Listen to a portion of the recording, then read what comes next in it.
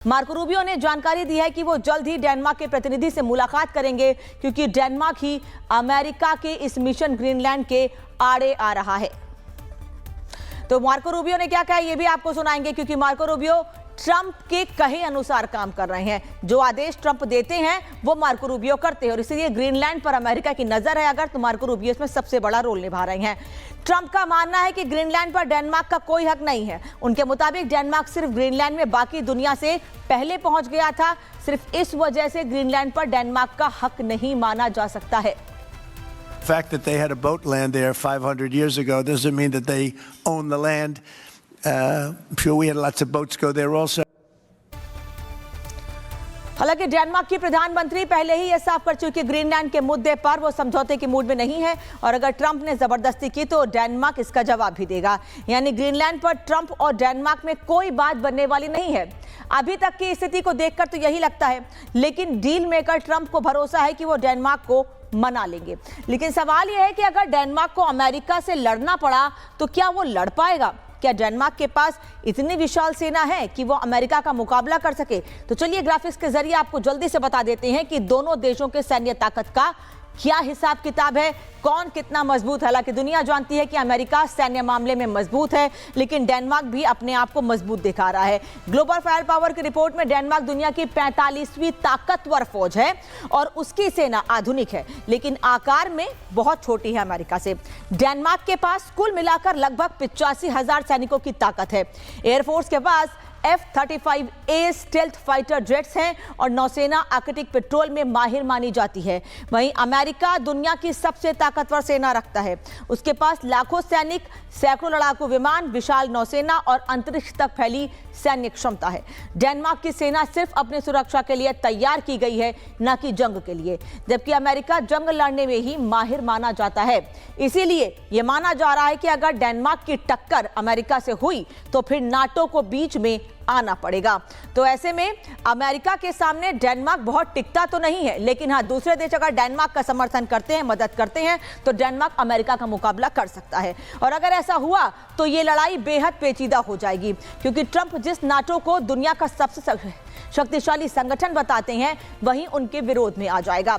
NATO का उसूल है कि एक सदस्य पर हमला सभी नाटो देशों पर हमला माना जाएगा, और डेनमार्क नाटो का सदस्य है। तो ऐसे में अगर डेनमार्क पर अमेरिका कोई हमला करता है, कोई कदम उठाता है ग्रीनलैंड को लेकर, तो नाटो देश पीछे नहीं हटेंगे। इसका सबसे बड़ा एग्जाम्पल हम रशिया यूक्रेन के बीच में देख रहे हैं, क्योंकि यूक्रेन नाटो में शामिल होना चाहता है, लेकिन रूस नहीं चाहता है कि नाटो में यूक्रेन शामिल हो। और पिछले करीब 4 सालों से ये लड़ाई लंबी इसीलिए चली आ रही है। लेकिन यूक्रेन को कई पश्चिमी देश हैं जो बड़ा समर्थन दे रहे हैं, और यही वजह है कि यूक्रेन पिछले 4 सालों से लड़ाई में बना हुआ है। इसलिए यह माना जा रहा है कि अगर डेनमार्क पर अमेरिका हमला करता है तो नाटो देश अमेरिका को जवाब देने से पीछे नहीं हटेंगे।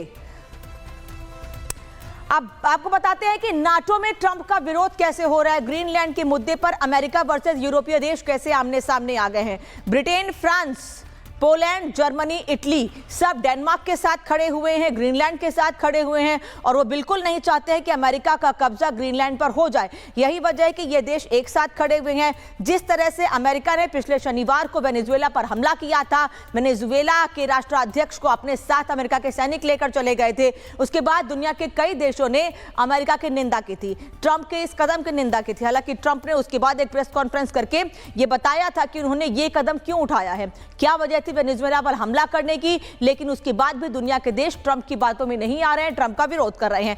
ऐसे में अब डेनमार्क पर अगर ट्रंप हमला करते हैं ग्रीनलैंड पर कब्जा करने के लिए, ग्रीनलैंड को हथियाने के लिए, तो Britain, France, Germany, Italy, Poland ये वो देश हैं जो डेनमार्क के साथ खड़े हुए हैं, और वो ये चाहते हैं कि अमेरिका जिस तरह से कदम उठा रहा है, अमेरिका को इस कदम से पीछे हटाया जाए। और इसीलिए अब दुनिया भर के ये तमाम देश अमेरिका पर दबाव बना रहे हैं कि अमेरिका अपनी बात से पीछे हट जाए। मतलब ट्रंप की सनक नाटो में फूट का कारण बनती दिख रही है। अब तो अमेरिका ने कई राजनेताओं ने ही खुलकर ट्रंप का विरोध करना शुरू कर दिया है। सुनिए। Greenland is a part of Denmark. Denmark is a NATO country, and the NATO treaty says that if any member is attacked, then all the other members have to come to their defense. So what you are essentially talking about here is the United States going to war with NATO. The United States going to war with Europe. You're talking about the US and France being at war with each other over Greenland. We can't sort of sugarcoat this. Like, that is what we're talking about here. Now, every NATO country would have to make a decision whether they were going to rush troops to Greenland to fight America. Some maybe wouldn't, some might. हालांकि America का ये कोई नया पैतरा नहीं है, उसे शुरुआत से ही जमीनों की खरीद फरोख्त की गंदी आदत है। अमेरिका जमीन को सिर्फ जमीन समझता है, फिर चाहे उस देश पर कि उस जगह पर, उस जमीन पर कोई भी देश बसा हो, जंगल हो या फिर टापू हो, उसे कोई फर्क नहीं पड़ता है। वो पहले भी कई बार ऐसा कर चुका है। ग्राफिक्स के जरिए आपको समझाते हैं कि आखिर अमेरिका ने इसके पहले किस तरह से दूसरे जगहों पर कब्जा करने की कोशिश की और कैसे जमीन के टुकड़े को हथियाने के लिए कोई भी कदम उठाया है। अमेरिका ने 1845 में टेक्सास के विलय की प्रक्रिया शुरू की थी। जी हां, ये जो अमेरिकी राज्य है टेक्सास, ये पहले एक स्वतंत्र देश हुआ करता था। टेक्सास 1836 में मैक्सिको से अलग होकर एक अलग देश बना था जो काफी समृद्ध था, और इसी वजह से अमेरिका टेक्सास को अपने साथ मिलाना चाहता था। उसने टेक्सास के लोगों को अच्छी नौकरी, अच्छी लाइफस्टाइल और सुरक्षा का वादा देकर कानूनी तौर पर टेक्सास को अमेरिका का 28वां राज्य बना लिया। हालांकि सबके साथ उसने ऐसा नहीं किया है। अलास्का को अमेरिका ने बाकायदा पैसे देकर खरीदा था। अमेरिका ने 30 मार्च 1867 को सोवियत यूनियन से अलास्का खरीद लिया था। तब उसने अलास्का के लिए मात्र $72 लाख यानी 45 करोड़ 81 लाख रुपए सोवियत यूनियन को दिए थे और अलास्का उसका हो गया था। तो अमेरिका ने कई देशों पर कुछ भी कदम उठाया है कि बस किसी तरह के से कई देश उसके राज्य बन जाएं, और इसका सबसे बड़ा एग्जांपल टेक्सास है। हालांकि अलास्का को लेकर कोई बहुत ज्यादा खींचतान नहीं की गई थी।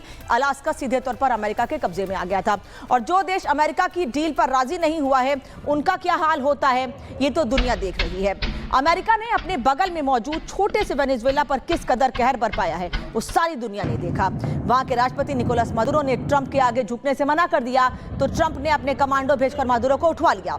यही दादागिरी अमेरिका हमेशा से करता रहा है, और यही वजह है कि अब यह माना जा रहा है कि जिस तरह से वेनेजुएला पर पिछले शनिवार को अमेरिका ने हमला किया था, उसी तरह से क्या अमेरिका ग्रीनलैंड को हथियाने के लिए कदम उठा सकता है। हालांकि वेनेजुएला को ये कहकर हमले किए गए, वेनेजुएला पर ये कहते हुए इन हमलों से पहले छोटे छोटे हमले किए गए, समुद्री हमले किए गए, पानी से हमले किए गए, ये कहते हुए कि वहां ड्रग्स की तस्करी होती है।